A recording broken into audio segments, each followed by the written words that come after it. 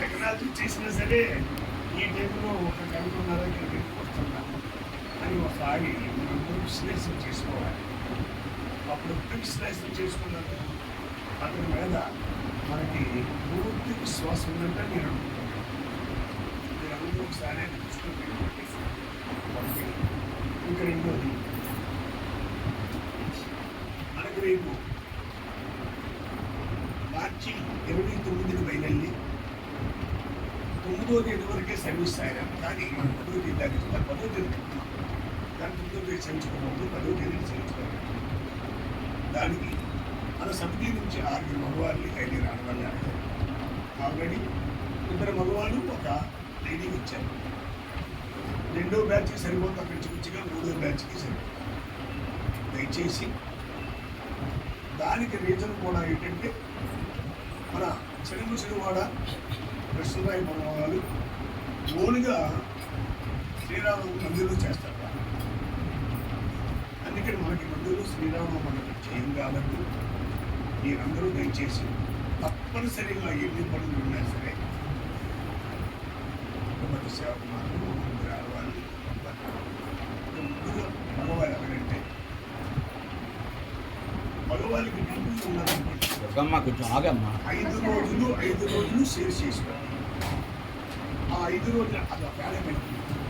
ఆ 5 రోజులు ఎలాగంటే ఎగ్జాంపుల్ ఈ డ్యూటీ ఉంది సార్ ఏం చేస్తారంటే 5 రోజులు 10 రోజులు చదవంటే చదివి ఇంటిగా నేనే పని చేయడానికి ఒక 5 రోజులు ముందు వచ్చినది కరెక్ట్గా 3వ రోజునే సెకండ్ బ్యాచ్కి వచ్చినప్పుడు అతను రిలీవ్ ఇచ్చినప్పుడు ముందు వచ్చాడు. మనకి 2 గంటల నుంచి రాత్రి 10 గంటలకి 10 గంటల నుంచి తెల్లవారి 6 గంటలకి ఉదయం 6 గంటల నుంచి మధ్యాహ్నం 2 గంటలకి ఇంటికి తెలుగు డ్యూటీ చేసుకుంటాం.